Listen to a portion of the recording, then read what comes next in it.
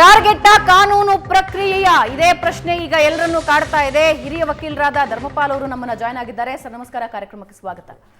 ಮೊದಲಿಗೆ ಉಮೇಶ್ ಸರ್ನ ಕೇಳ್ತೀನಿ. ಉಮೇಶ್ ಸರ್, ಆಯಾ ಸರ್ಕಾರಗಳು ಬಂದಾಗ ಪೊಲೀಸರು ಆಯಾ ಸರ್ಕಾರಗಳ ಕೈಗೊಂಬೆಗಳಾಗ್ಬಿಡ್ತಾರಾ ಅನ್ನೋದಕ್ಕೆ ಹಲವಾರು ಉದಾಹರಣೆಗಳನ್ನ ನಾವು ಕೊಡ್ತಾ ಇರ್ತೀವಿ ಸರ್. ಈಗ ಅಂಥದ್ದೇ ಒಂದು ಪ್ರಶ್ನೆ ಜನಸಾಮಾನ್ಯನಲ್ಲಿದೆ.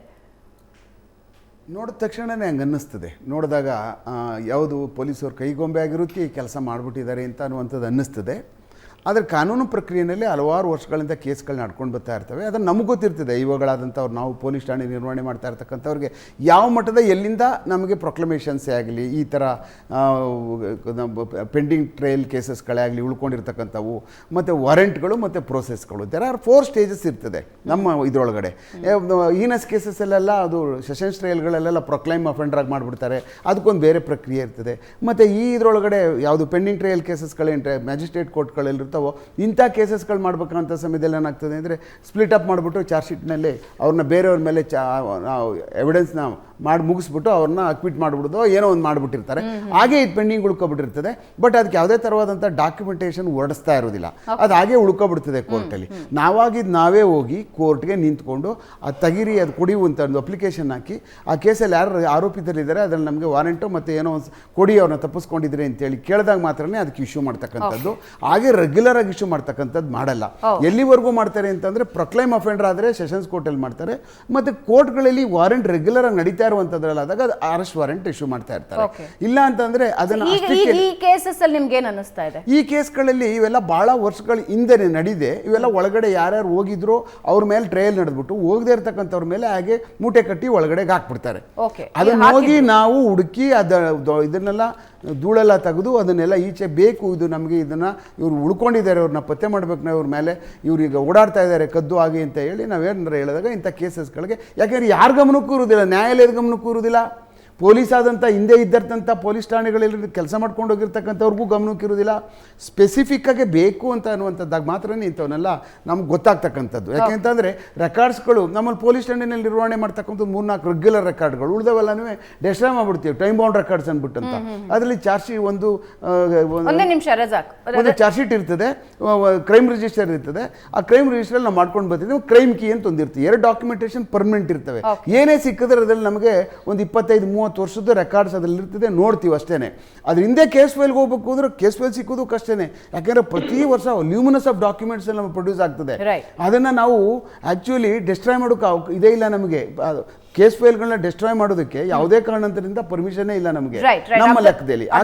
ಅಬ್ದುಲ್ ರಜಾಕ್ ಏನೋ ಹೇಳ್ತಿದ್ದಾರೆ. ಎಸ್ ಅಬ್ದುಲ್ ರಜಾಕ್, ಒಂದು ಪೊಲೀಸ್ ಆಫೀಸರ್ ಟ್ರಾನ್ಸ್ಫರ್ ಆಗಿ ಒಂದು ಪೊಲೀಸ್ ಸ್ಟೇಷನ್ ಬಂದ ತಕ್ಷಣ ಮೊದಲನೇ ಕೆಲಸ ಮಾಡೋದು ಏನು ಅಂತ ಹೇಳಿದ್ರೆ, ಎಲ್ಲ ಹಳೆ ಪೆಂಡಿಂಗ್ ಕೇಸಸ್ ಫೈಲ್ಸ್ ತಗೊಂಡ್ಬಿಟ್ಟು ಟೇಬಲ್ ಮೇಲೆ ಇಡ್ರಿ, ಈ ಏರಿಯಾದಲ್ಲಿ ಯಾರ್ಯಾರು ರೌಡಿ ಶೀಟರ್ಗಳಿದ್ದಾರೆ ಅವರ ಪರೇಡ್ ಮಾಡಿಸ್ರಿ ಅಂತ ಮೊದಲನೇ ಕೆಲಸ ಮಾಡೋದೇನಂದ್ರೆ ಹಳೆ ಕೇಸಸ್ ತಗೊಬನ್ನಿ, ಏನಾಯ್ತು ಈ ಕೇಸಸ್ಗಳ ಮೇಲೆ ಏನ್ ನಡೆದಿದೆ ಅದನ್ನ ಕೇಳಕ್ ಮೊದ್ಲು. ನಾನು ಹೇಳ್ತಿರೋದು ಕರೆಕ್ಟಾ ಉಮೇಶ್ ಸರ್? ಇಲ್ಲ ರಜಾಕ್ ಅವರೇ, ಮೈ ಕೆರ್ಕೊಳ್ಳುವಷ್ಟು ಆಗಿನ ಪ್ರೆಸೆಂಟ್ ಕೇಸಸ್ಗಳು ಇದ್ರಿಂದ ಹಿಂದಿನ ಕೇಸಸ್ಗಳಿಗೆ ನಾವು 30-35 ವರ್ಷ ಕೆಲಸ ಮಾಡಿದ್ದೀವಿ. ಯಾವ ಕಾರಣಕ್ಕೂ ಇವ್ರು ತಿಳ್ಕೊಂಡಷ್ಟು ಸುಲಭ ಅಲ್ಲ ಪೊಲೀಸ್ ಠಾಣೆಯಲ್ಲಿ ಕೆಲಸ ಮಾಡ್ತಕ್ಕಂಥದ್ದು. ಬಹಳ ಅತ್ಯಂತ ಹೆಚ್ಚಿನ ಒಂದ್ ನಿಮಿಷ ತುಂಬಾ ಡಾಕ್ಯುಮೆಂಟೇಶನ್ಸ್ ಇರ್ತದೆ. ನಮಗೆ ರೆಗ್ಯುಲರ್ ಆಗಿ ಬರ್ತಕ್ಕಂಥ ಸಮನ್ಸ್ಗಳು, ಪ್ರೋಸೆಸ್ಗಳು. ಒಂದ್ ನಿಮಿಷ ರಜಾಕ್, ನಿಮ್ಮ ಕಪೋಲ ಕಲ್ಪಿತವಾಗಿ ಮಾತಾಡಕ್ ಹೋಗ್ಬೇಡಿ. ಅಲ್ಲ, ನೀವು ಸುಮ್ಮನೆ ಇರಿ ಒಂದ್ ನಿಮಿಷ. ನನಗೆ ಗೊತ್ತಿದೆ ನೀವು ಮಾತಾಡಕ್ ಹೋಗ್ಬೇಡಿ. You are not a policeman. ನೀವು ಪೊಲೀಸ್ ಮನ್ ಅಲ್ಲ, ನೀವು ಇರಿ ರಜಾಕ್. ನಿಮ್ಗೇನ್ ಗೊತ್ತಾಗ್ತದೆ ಹಂಗ್ ಮಾಡ್ತಾರೆ ಹಿಂಗ್ ಮಾಡ್ತಾರೆ ಅಂತಕ್ಕಂಥ ಎಲ್ಲ ಪೊಲೀಸು. ನಮ್ದೇ ಆದಂತ ನಮ್ಗೆ ಆದಂತ ಒತ್ತಡಗಳಿರ್ತವೆ, ನಾವೇ ಆದಂತ ಕೆಲಸದ ಒತ್ತಡಗಳಲ್ಲಿ ಕೆಲಸ ಮಾಡ್ತಾ ಇರ್ತೀವಿ. ಎಲ್ಲ ತಗೊಬಿಡ್ತಾರೆ, ರೌಡಿ ಕರೆಸ್ಬಿಡ್ತಾರೆ.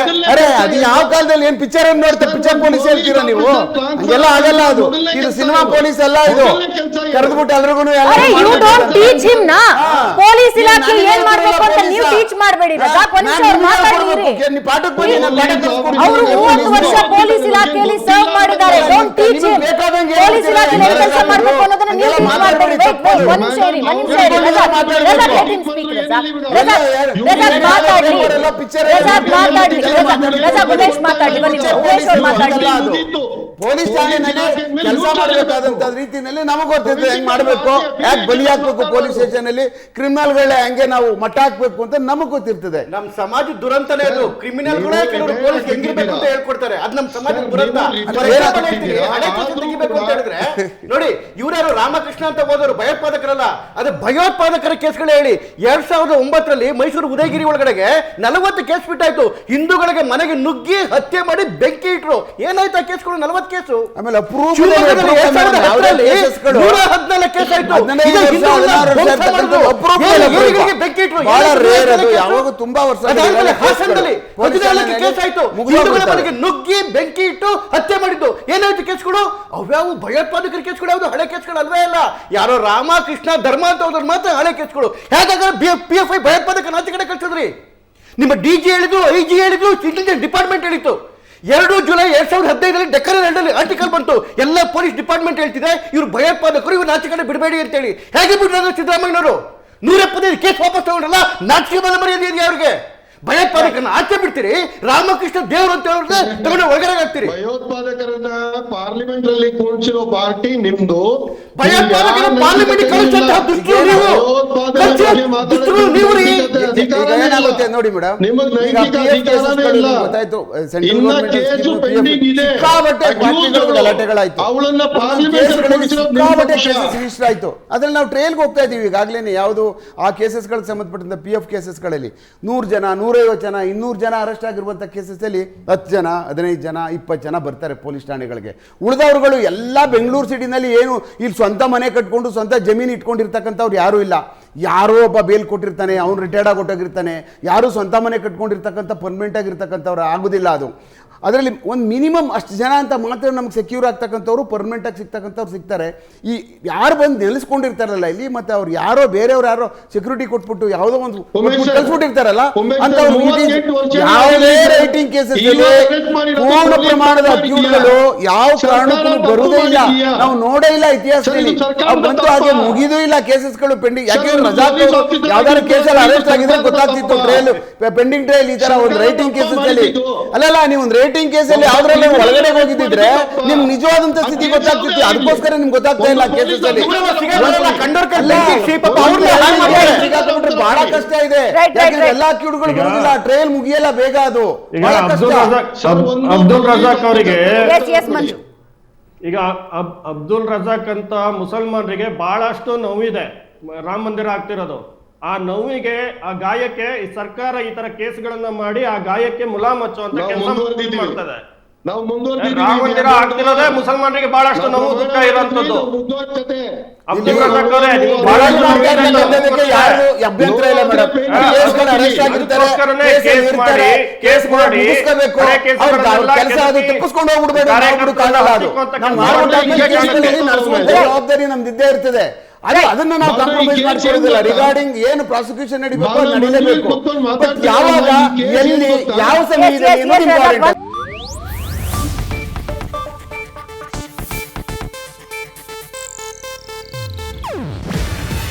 ಇದು ಏಷ್ಯಾನೆಟ್ ನ್ಯೂಸ್ ನೆಟ್ವರ್ಕ್ ಪ್ರಸ್ತುತಿ. ನೀವು ನೋಡ್ತಿದ್ದೀರಾ ಏಷ್ಯಾನೆಟ್ ಸುವರ್ಣ ನ್ಯೂಸ್.